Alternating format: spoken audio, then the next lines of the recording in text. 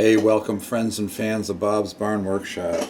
Hey, this is Bob here, and I just wanted to tell you that I know I promised my last video that I would be giving you a test ride of this go-kart in this episode. Well, it took me a long time to get the wiring finished, but let me tell you, I have test fired it.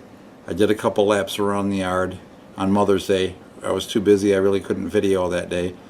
But the weather's been crappy and wet since.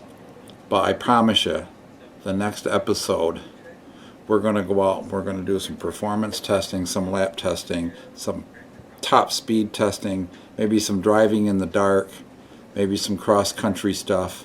I don't know. I got to figure out somehow how to mount this camera because it's just a regular camcorder. I think I can attach it to the tripod and bungee it to the cart somewhere behind the seat so that we can see what I'm doing, where we're going, and have some great fun with it. And I will do top speed and stuff with the app. As you can see, Bob's a guitar player too. I probably got a dozen different guitars, a PRS and a Telecaster and a Strat and Epiphone 339 and a Carvin, and I have my beautiful Eastwood Mark Farner tribute messenger guitar reissue. It's not the exact model, but it's a reissue model by another company. My old 1967 Tisco Del Rey, which not the exact guitar, but one just like it I bought when I was about 13, 14 years old for 27 bucks. Made in Japan. Actually, it's a very fine guitar. It plays well and it sounds, it's a ball buster. I'm telling you, it kicks it. But I'm telling you, stay tuned. After this episode of finishing the wiring, and I do test fire the engine, and next time we're going for that big epic ride. So stick around. We'll have a good time, and everybody stay safe during this pandemic, and we'll start on a new project. I'm going to finish an old project. Last fall I started working on my my utility trailer, and weather caught up with me then too. As soon as it warms up a little bit, which looks like it's coming 60s and 70s next week, I got to put that trailer back together because I'm going to need it to move that go-kart. And so that'll probably be the next thing I move on to. And then maybe we'll do some woodworking and whatever in Bob's shop, but we'll see what's up. I've got work to do on the Mustang. So all kinds of fun projects. Woodworking.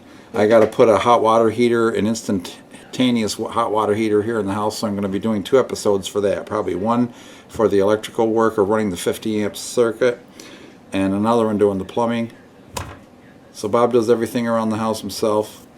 Stay tuned. I love you guys. God bless. Take care.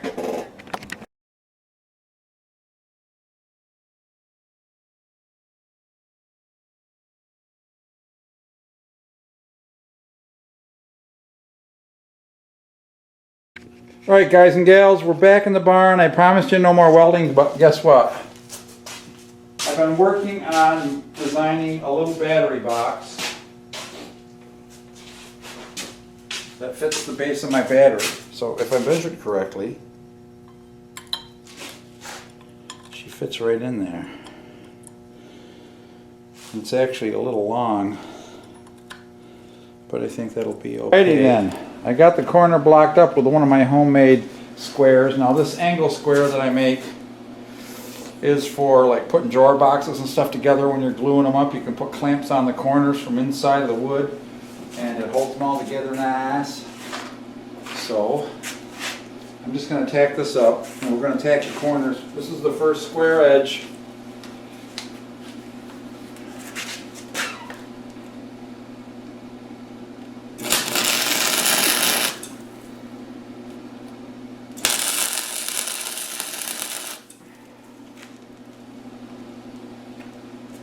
I forgot to turn the camera back on, but I got that all welded back up, welded together. Now we gotta take it to the grinder or to the flap wheel and grind up all the crap. But this should work out great as our battery box.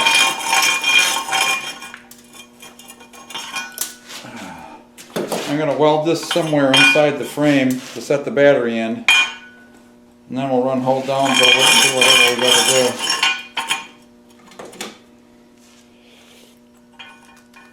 think I'll just take the flap wheel to it.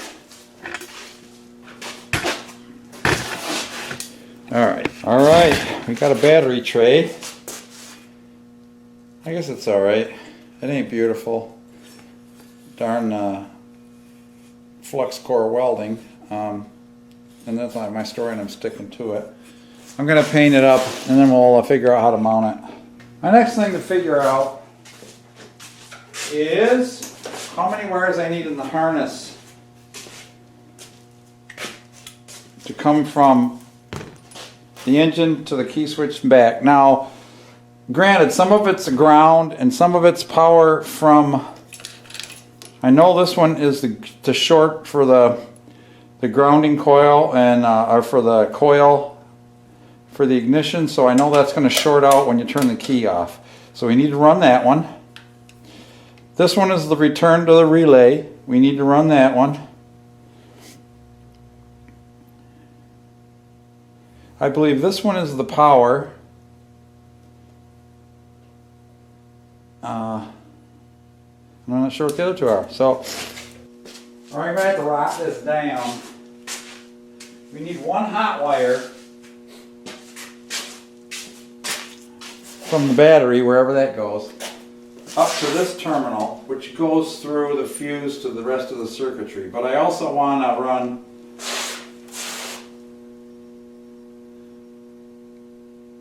something for the light. I'm thinking I should run the lights on a separate circuit and just run this as a separate circuit, because I don't really need that much. I'm going to run a ground wire. I'm thinking I'm going to cut out triangles, cut the back, flap it so it fits right inside that box. What do you think? Alright, here's the shape I've cut to fit the bottom of the battery. That's exactly the size of the battery. I'm going to cut this, score these on this line, but not all the way through. Trying to create like a little rubber hinge.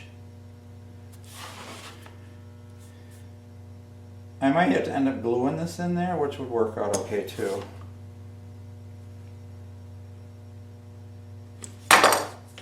So now, I just fold the edges up, and hopefully this will drop right into the battery box to protect it. See if the battery fits. Alright, well, my belt sander fiasco actually seemed to work pretty good.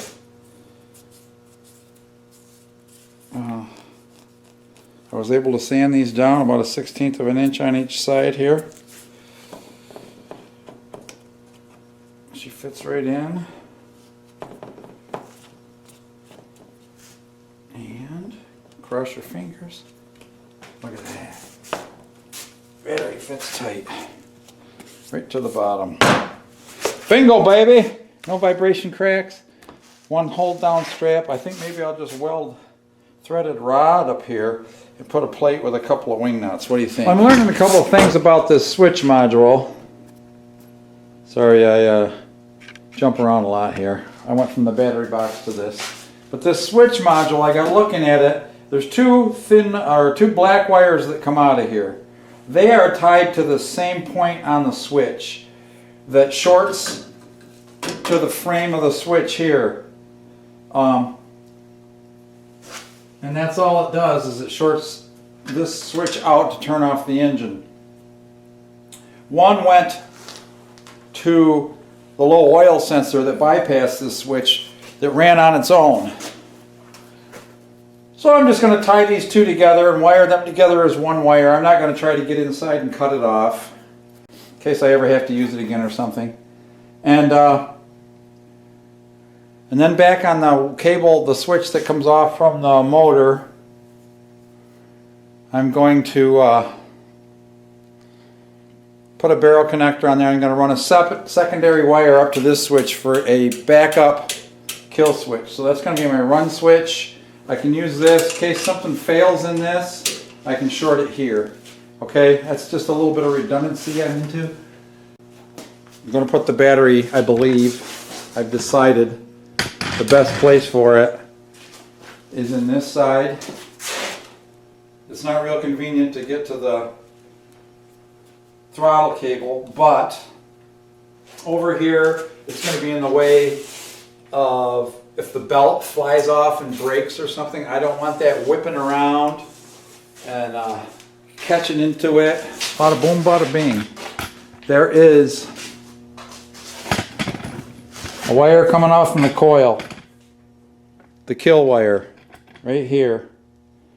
This happens to be a female single pin socket. We got that to run up to the front here to go to our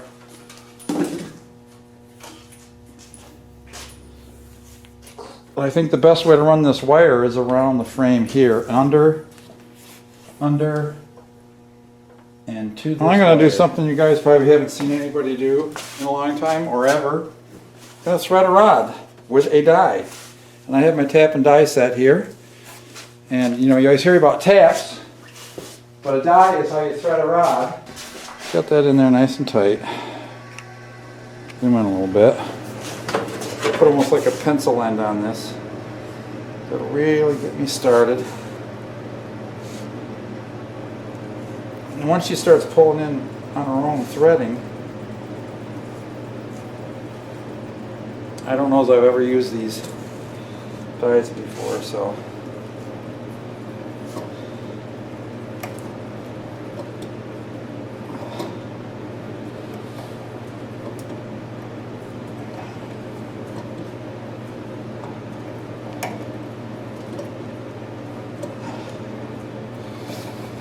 And I need quite a bit threaded.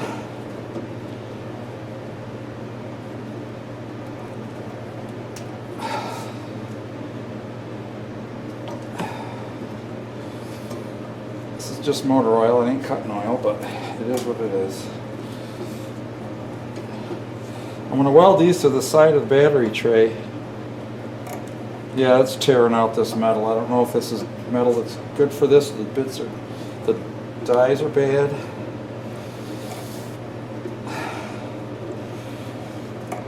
You go then like a turn and then back a half turn, cuts off the burrs. This will be good enough for a battery hold down though.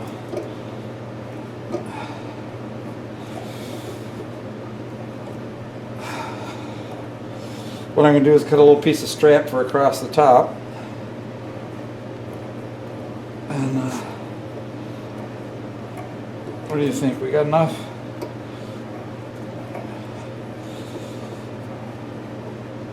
I think we do.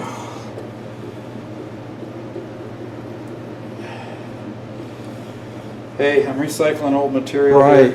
All right. Well, I got those threaded rods that I made welded onto the battery box. And right now I'm making a crossbar for the top. I only found one wing nut, but I have those nylon nylock nuts, which will be fine anyway. So what I'm doing is I'm over at the drill press and I'm going to drill some holes in that crossbar.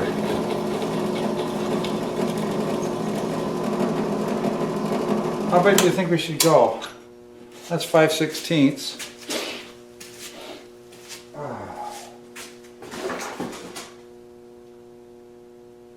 About 11:30 seconds.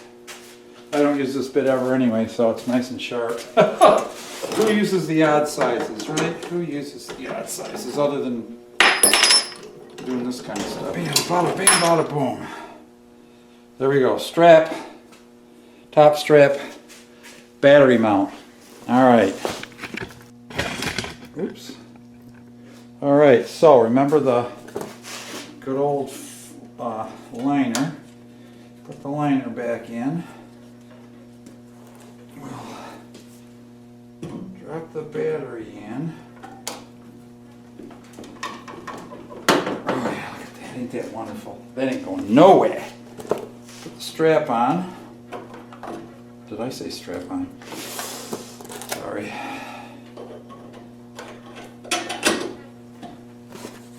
There you go. Now that's a battery hole. But I love you guys for watching. I hope this hasn't been too much of a a struggle watching me work on this, but this has turned into one hell of a machine. I didn't want to do it half-assed, and I mean, it's turning into basically a dune buggy, you know. So with that big motor and the lights, I'm not sure how good the lights are going to work, but I tried to get something. Here's the problem. This motor only puts out an 1.5 amp charge circuit. So these lights draw about 1.5 amp. So when I'm, most of the time it's going to be daytime, but if it gets dark, I'm sure with this big battery I'll have plenty of power to get back. Alright guys, we're back at it today. I'm working on the go-kart, of course. Working on the wiring. Today I got the ground for the headlights, and it's going to include a ground that comes over here from the new kill switch I've installed. I want to run a redundant kill switch. Hey, you know, can I say there's one that goes to the ignition switch, but I want a separate one just to make sure. And it's probably redundantly stupid, but that's a big engine and I don't want the throttle to stick on it. So I got the hot wires to this. I'm working on the blue wire now, which is the coil. So that's got to go on next. And a couple others. I need the brake light switches to go back from the brake light switch up to the red wires. Actually, the red light, it goes to the gray wires, because the red wires are, you can tell they're longer because of the resistor. Alright, so I'm going to have to run some wires across. I don't want to run across the back. I'm going to run them up and around, hook it into here, splice it back, run it down to the switch. That's a separate wire. Alright, we're going to just keep working on it. I didn't think I was going to do it, but excuse me, I need to run power for the kill switch, brake lights, and tail lights to go down this side of the frame. This is all the harness to come up the driver's side, or the right side I should say. So what I'm going to do is I'm going to start taping this all together. This one doesn't go in there. That's the feed for the brake lights. I'm trying to decide whether I want to put them on a separate circuit or not.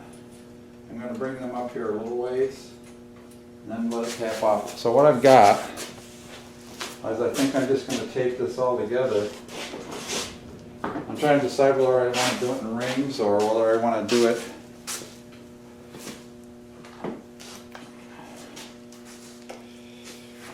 just tape it all the way like a snake, and I can do that. This is good 3M tape.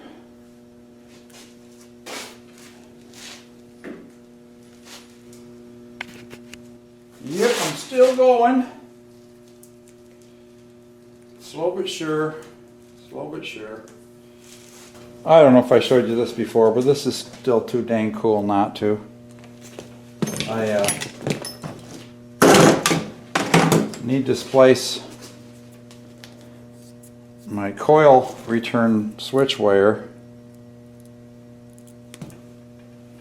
because I had to add a length to it, of course, because I moved the control box. So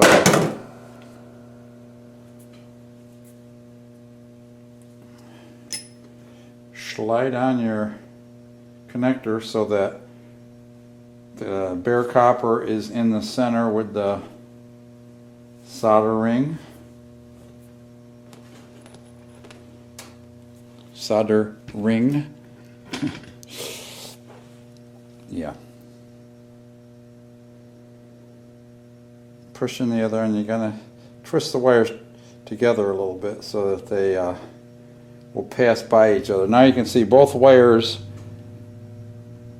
are alongside each other, right in the middle of the area of the solder. So now I'm going to heat this with my heat gun. And you'll see the shrink collapse a little bit. And I'm going to shrink that in. And now I'm going to heat the solder until I just see it flow.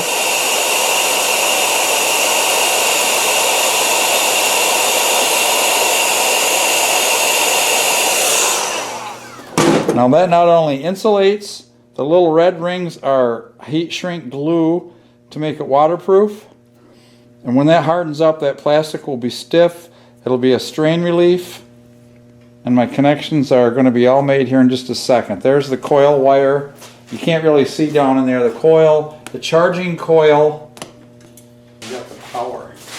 Okay, so I'm going to put another tie wrap on those. Zip tie. So I don't know if you can see down in there very well. Probably can't. Blue wire goes to the solenoid. Brown wire goes to the charging coil. Black wire goes to the coil as a kill. I've got another black wire coming out of here with a fuse that is the hot feed. Instead of running it off from the connection to where the battery goes to the coil or the starter solenoid, I'm just going to connect it directly to the battery. It does the same thing because that's connected with this cable when I connect the battery. Alright. Zip tie that, I can connect the battery and I can actually try the starter. See if the starter works. Alright, hold on. Alright. Do you think the engine will crank? This will be the ultimate test. Test fire. There's no gas in it, I don't think, so I don't think it'll start.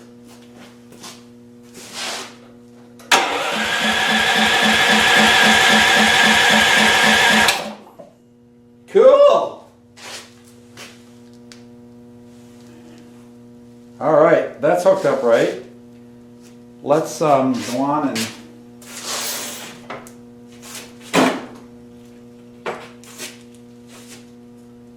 finish up.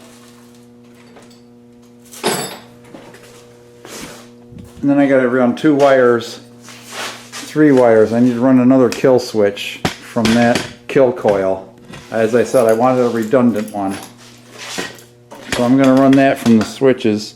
The first switch up, I've turned the switch upside down. So up, the switch is actually open. When I turn it to off, it'll short and short it to ground, which I've already installed a ground wire right here. And there's the ground wire to go to the switch. And then I need to run another black one all the way back. And I need to run, I'm going to run a gray and a red. I don't have gray, so I'm going to have to run purple. Alright, let's start working on that. Bob's Barn Workshop. I think we're done with all the wiring, all the fiddling, all the messing around for these last few months. And I think we're all ready to rock and roll.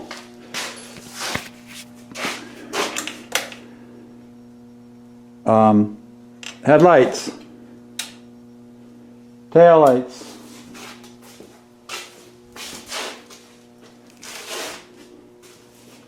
Let's do it in the dark. Can you see me? Those headlights look pretty decently bright to me. They're not the brightest, but I think they're good enough for a go-kart. Headlights, brake lights. Oh, hold on, brake light enable. There we go. Something jamming that. Yeah, it is. It's sitting on. Okay, the brake line is on it. So there we go. Headlights.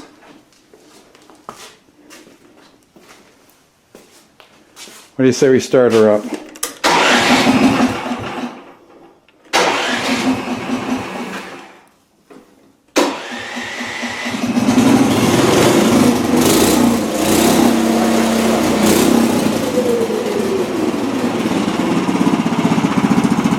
I think the muffler works pretty good.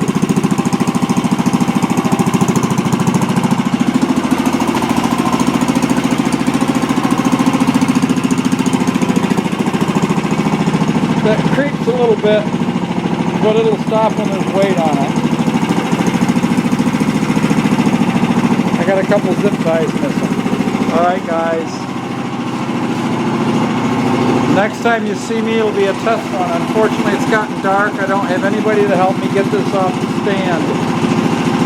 But we're going to be getting it off the stand and wearing around. God bless.